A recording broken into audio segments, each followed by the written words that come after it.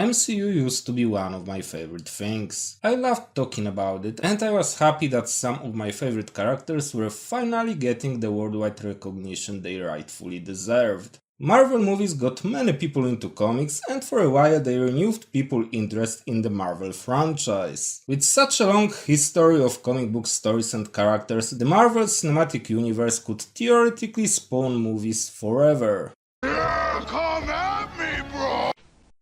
Shit.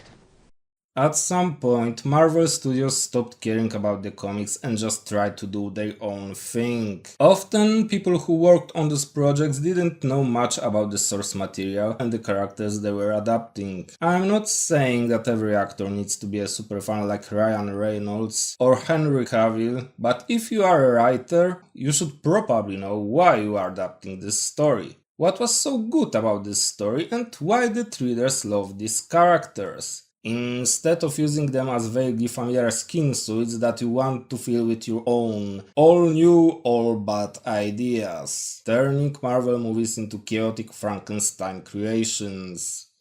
It's like they hope that as long as they threw enough money at these sloppy products, it would somehow find the audience. But not everyone wants to watch a bad movie just because there are superheroes in there. People called it superhero fatigue, but in reality almost every movie after Endgame was either average or really bad. I'm a long-time Marvel fan, but even I was getting tired of superheroes because Marvel movies were killing my enthusiasm. Enters Marvel Rivals. Marvel Rivals is the best Marvel game I've played since Ultimate Alliance. And I suck at it. I'm so bad that I can't even leave bronze. But that's only because when I play tank nobody heals me, and when I play healer nobody does any damage, and when I play DPS I can't aim for shit. Okay, the last one may be partially my fault, but I have a lot of fun playing it. And this silly online game is getting people interested in comics in a way MCU used to.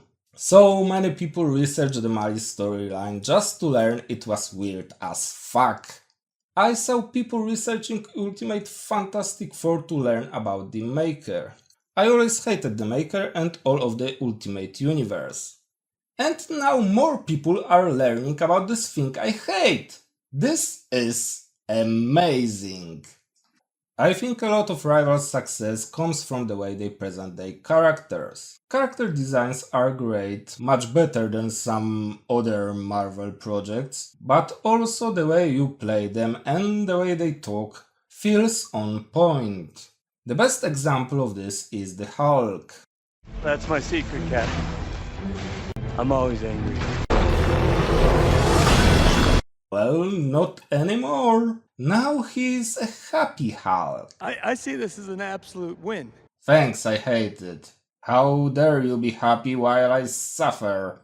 Just like everyone else who watched She-Hulk, in Rivals, Bruce Banner and the Hulk are perfect. This story is exactly what I would expect from the Hulk. And it's clearly written by someone who really understands Hulk character. Bruce Banner's story usually goes like this. Bruce tries to erase the Hulk or find a way to control him, but it never works in the end and often makes things worse for him. This story about the creation of the Gamma Belt not only portrays the difficult relationship between Dr. Banner and the Hulk, but it also explains Hulk's in-game mechanics. First you have Bruce in a Gamma Belt created so the Hulk could stay in control. Hero Hulk is a more reasonable version of the Hulk, the kind of Hulk that we would see on the Avengers roster. And then you have the Monster Hulk, an angry, out of control version of the Hulk that is a pure force of nature. It's a good shit.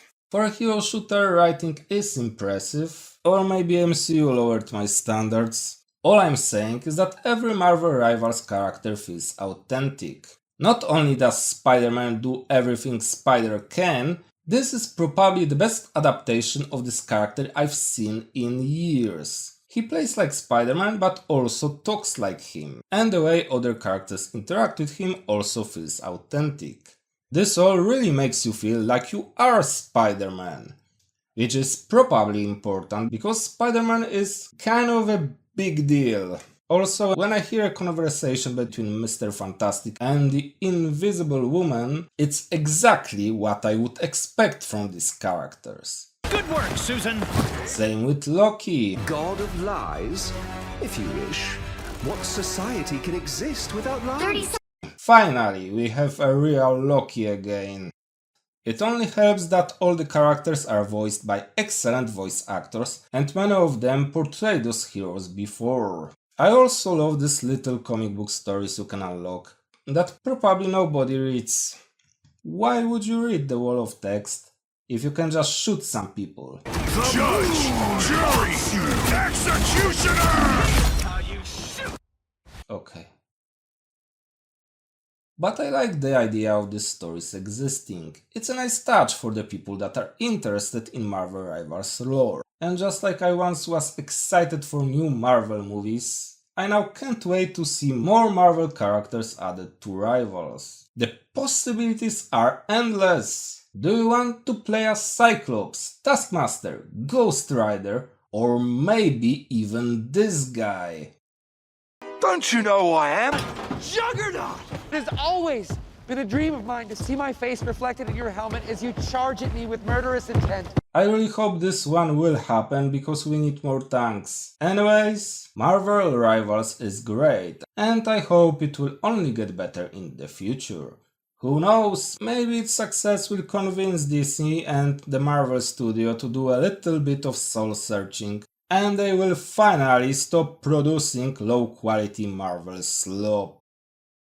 I'm the Juggernaut, bitch!